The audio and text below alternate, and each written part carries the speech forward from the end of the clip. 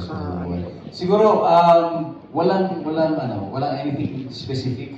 Pero yung core ng pagiging isang husband at saka sa pagiging isang husband and wife, isang mag-asawa, malaking bagay na kami totoo mag-asawa in life. Kasi marami kaming syempre, may mga na-experience din kami kahit papaano, and yung natutunan namin how to overcome that, na-apply namin din dito sa pelikula. Although, iba nga lang yung circumstance at situation. But definitely, yes, may mga ilang eksena na nakaka-relate talaga kami. Hindi man sa amin, sa mga kakilala namin. May alam kaming kwento tungkol sa siguro isang mag-asawa na may pagdaan nito. So, kaya na-apply din namin siya dito sa pelikula. Okay. From Rose Garcia, what made Rewind so special compared to your past movies? Hindi nakatingin ako kay Ate Rose.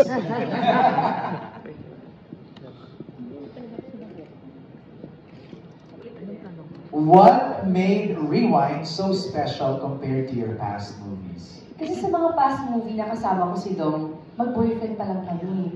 Ito may asawa na. So iba siguro yung lalim na relasyon at pag-deliver ng mga eksena, lalo kung alam mo, kinakailangan talaga na ganitong sitwasyon sa mag-asawa, sa ganito. Sabi ko nga, as an actor, pag may binigay sa yung eksena, pwede naman, gagawin mo. Pero iba pa rin kapag na-experience mo and then dinideliver mo. You are with everything.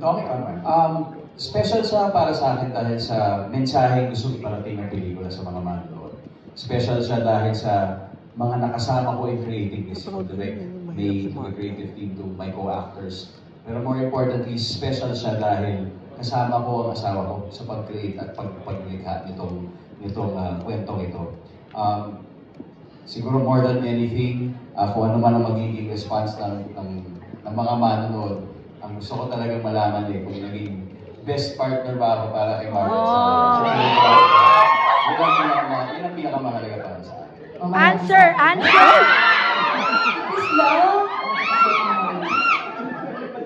Ako meron akong gustong i-rewind. Ito na yung sagot ko. Yung sa tanong mo kanina. Yung answer ko about the best actor, suck. Ang gusto ko talaga lang ay maging best partner para kayo.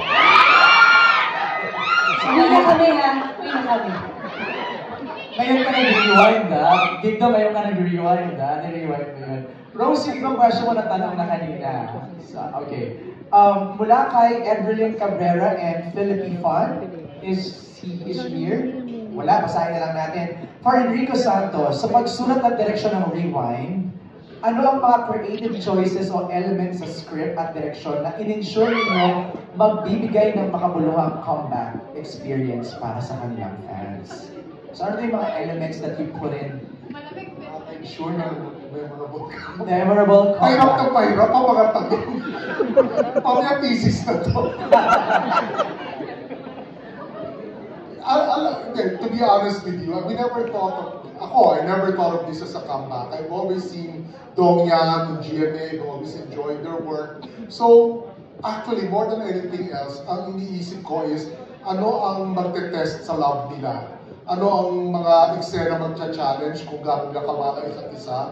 And universally, ano ang magcha-challenge sa kahit sino mag-asawa sa desisyon nilang gagawin para sa minamahal nila? And pag universal ang tanong mo at nabigyan mo yung kinadong yan, alam mo magugustuhan nila lahat ng fans nila.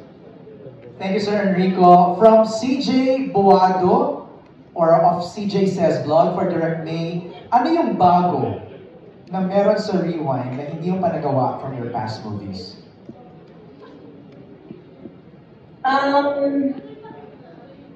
Yung bago dito is because it's a family movie. Nagtungkol sa mag-asawa. Bago rin dito yung yung love story na hindi lang sa mag-asawa. Kasi it goes beyond it When you watch it, you'll know what I mean. Kasi parang, essentially, this is the love story of Mary and John, but this is a love story that talks about sacrifice of the greater kind. And when you watch it, you'll understand. And it's very new to me. I am so fortunate talaga to be able to do a story like this. That's, parang, yun ang bago at matagal ko nang hinihintay na magawa. Alright, thank you, Derek. I'm reading some of the questions here. We have a question from Flo. Flo, Galites, do you want to ask Flo your question? Ako na lang magbabasa. To Ding Dong. Dong yan, what are the challenges that you encountered during the production of Rewind? Knowing na kargado ang mga characters niyo with mixed emotions, then magkasama kayo sa bahay.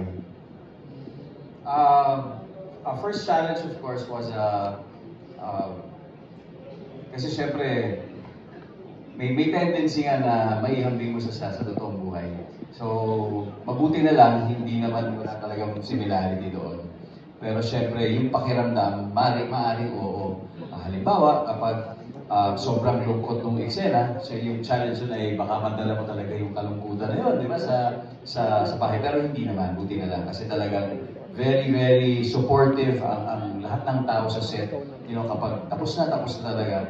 And siguro more than yung mga ganong fears and challenges, mas marami kasi yung learnings na pwede namin bitbitin pa uwi. At yun talaga yung mga bagay na we look forward to po, especially every shooting day. Katulad na halimbawa, gusto ko lang din i-share isa sa parang mga unforgettable moments ko dito sa shooting ito ay tuwing pumupunta kami sa set. Kasi while challenge sa amin, na bago pumunta sa shooting, hinahatid muna namin yung mga bata sa school.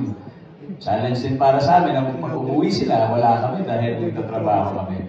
Pero bago kami pumunta sa set, hinahatid muna namin sila at on the way to the shooting, nakakapag-usap kami na hindi namin madalas nagagawa. Dahil kung busy ako, busy naman kung nasa bahay kami, siyempre nasa mga kids yung namin, yung attention, halos wala na pala kaming oras para sa isa't isa. At masaya po ako na dahil sa pelikulang ito, nabigyan kami ng chance na makapag-usap ulit ang araw-araw sa shooting namin papunta. Ang problema lang, pagpapalik, tinutulugan na niya ako dahil sobrang pagod na. Pero yung mga ganong mga bagay ba, pinagpapasalamat ko talaga. Malaking bagay I really value those moments. Marian, wanna add?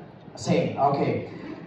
You mentioned the kids, no? Ding Dong. Ang question is from G. Trilliana of Malaya. G, are you here? Wala na, ako na lang magtatanong ng question ni G. Do Zia and Ziggy know your job as actors and do they show signs of being inclined?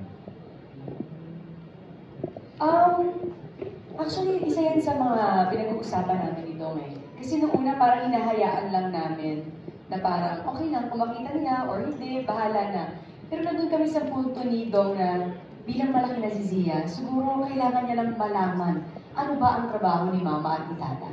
So nagkasundo kami ni Dong na kailangan na-expose namin siya sa trabaho. Like si Dong, dinadala niya sa Family Feud, tapos nila namin sa Bonggang Media. So ito yung trabaho ni Mama, ito yung trabaho ni Tata. So nagkaroon siya ng awareness, ito pala. So siguro maganda rin na alam niya kung ano yung trabaho namin.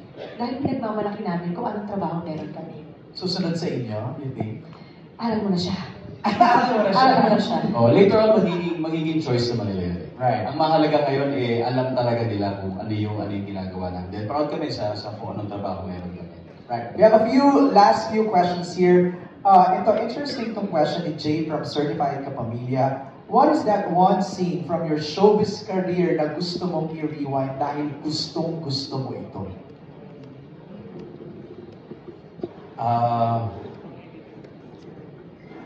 Gusto ko yung gusto ko yung rewinding moment na nung siya si Jessica. Bakit? Sabi pa rin ako, bakit yun? Wala, kasi okay lang na swimming eh. Basta yan. Marian, gusto mo sabay tayong bakit? Bakit? Kaya nga, bakit? Ako na ba? Ako naman. Ang paratigan ko mga ako. Okay, let's listen to Ako, Marian. siguro yung moment na sumasayaw ako na Marimar. Bakit? Bakit? Kasi doon ko nakilala si... Sorry. Kasi yung moment na yun, parang... Sige, kayo na lang. Parang yung moment na yun, na parang sabi ni Direk, nag-joy sa akin, O Marian, this is your moment. Ibigay mo na lahat ng maibibigay mo sa sayaw na to. Kasi ito Okay. yung OBB natin. Okay. So parang sabi ko, okay, bahala na Lord, ikaw na ba? Ten, ten, ten, ten, ten. Ayan. So, naibigay ko naman ang gusto. Tapos sa bandang ganon, nung nandun na, nakita ko si Fredo. Sa isla na, lumangoy. Yung gusto mo, di ba?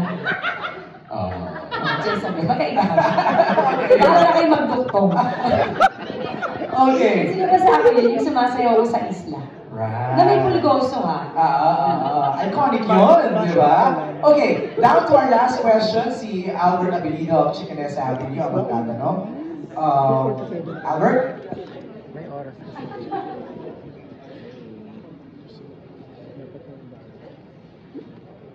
Hey, mabuhay! Congratulations!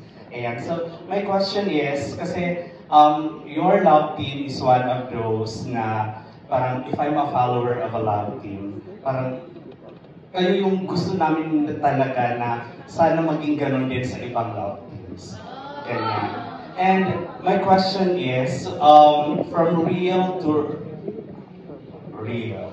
Basta yung H na EA. And, what do you consider? Kasi parang pili ko parang lang yung masasabi ka. And what do you consider yung parang secret for it to last that long, to make it very real talaga? And how crucial is loyalty for your love team to work also as a family? Ilang years na ba kayo? Married 9. Wow. Married 9. 16. Huwag ka na magsalita sa together. Ilan nga ba? Kaya hindi ko din na-compute. Ilan? Ilang years together? 11? 11? Okay. Buti pa kayo alam niyo. So, what is the secret to that longevity pagdating sa pagsasama? Okay, pagsasama professionally or pagsasama In real life. Personal. Sige. Professional to personal. Well, sa aming professional relationship, malaking bagay na nag-umpisa kami ng medyo in our late 20s. Siya mid-20s, ako medyo late 20s. Kasi ibig sabihin, kahit paano nakapag-mature na kami sa aming mga choices in terms of roles, in terms of everything, pananaw sa buhay. And nung nagsama kami, kumbaga medyo hinog na yung aming mga gusto sa buhay. Second ay, noong mga panahon na yun yung mga malalaking milestones na nagaganap sa amin. Maraming first time na nangyari sa buhay ko. Sa kanya rin, maraming first time na nangyari sa kanya. At na-experience namin yun together. So para sa akin, na-value ko yung mga pagkakataon na yun kung saan kasama ko siya, experiencing and witnessing these milestones na never ko inakalang mangyayari sa buhay ko. And I truly treasure all these memories. Kaya siguro nung nalipat na yung aming relationship sa isang totoong relationship na panghabang buhay, nadala rin namin itong mga learnings na ito. Yung learnings sa tungkol sa pagrespeto sa bawat isa, yung learning sa pagbibigay ng tunay ng pagmamahal. Dahil na-apply din naman namin ito sa aming trabaho eh. And isang pinakamagandang nagagamit namin mula noon hanggang ngayon ay yung dynamics namin as partners. And parang hinahamig ko parati yan sa sayaw eh. Para ba siyang isang dance number parati na merong nag-give, may nag-take, tapos with a harmony sumasayaw kayo smoothly na paano bang natutunaw kayo together. And pati yun kasi na-experience namin even as co-workers. Nangyari sa amin yun at I think organically na-apply namin yun sa aming personal relationship. Hanggang ngayon bilang mag-asawa, ganun pa rin talaga. Thank you, Marian. Parang nasabi niya na lahat. Ang Miss Universe. Nasabi na ni Dong lahat eh. Siguro idadagdag ko lang na malaking factor din na kahit mataas man o mababa, tagumpay man o hindi tagumpay, nandiyan kayo para sa isa't isa. Kung anong pagkukulang ng isa, pupunan mo. Hindi kasi parehas kailangan isa lang ang nasa pedestal. Kailangan dalawa kayo nagtutulungan para makamit yung pangarap nyo. At makakamit yung pangarap na yun kung nandiyan nga yung love, respect, give and take. At ang mahalaga niyan, parehas kayo ng faith na isa lang yung alam yung patutunguhan nyo at alam namin dalawa na hindi kami magiging ganito katatag kung wala yung nasa taas. So palagi kami doon. No matter what happen, ano man mangyari sa buhay namin, ibigay man lahat ng biyaya sa amin, lahat yan ibabalik namin sa taas kasi lahat binigay niya sa amin. Thank you. Okay ka na, Albert? Alright, thank you very much. That's it. Those are the questions. Maraming salamat sa mga nagbahagi ng kanilang mga questions for our cast. Siguro let's just wrap it up, no? Marian, Dingdong, and everybody, why should we watch Rewind? Bakit ito ang dapat naming unahin sa Film Fest come Christmas Day? Yung Metro Manila Film Fest po ngayon, for some reason, hindi ko lang po ako lang nakakaramdam dito, parang napakalakas po ng energy. Diba, coming from the past couple of years. Imagine from 50 plus entries, 10 po ang pinili. Ibig sabihin, may higit 50 ng mga producer, ng mga manunulat, ng mga creators na gustong ibahagi ang kwento nila sa mga Pilipinong gustong manood ng mga pelikula.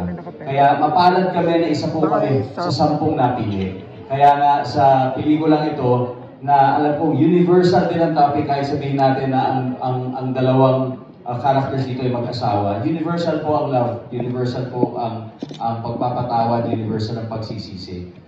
Ginagaranti ko po na makaka-relate ang mga manonood, whether ikaw ay parte ng isang pamilya, parte ng isang barkada, ikaw ay isang asawa o ikaw ay isang anak, makaka-relate ka dito sa mensahe ng pelikulang ito. So sana po, subukan niyo po, panoorin niyo po ang pelikulang Rewind. This is something that's very, very personal to us, and I think hindi po talaga kami mapapahiya sa pag-recommenda sa inyo na isama po niyo kami sa inyong Kapaskuhan. Alright, Marian! Okay ka na doon. Unahin po natin panoorin ng Rewind sa Metro Manila Film Festival 2023 this Christmas Day. Let me ask lang our Marian, Dingdong, meron kayong i-announce? Yes, ayan, at 7:30 mag-live po kami sa 24 oras. So yan po, abangan po kami. Ayan, i-wrap up na natin ito. Para makapag-prepare na kayo. Let's have photos first, no? Maybe ask first Dingdong and Marian muna, silang dalawa sa center stage. Para makuha ng magandang photo ng ating friends.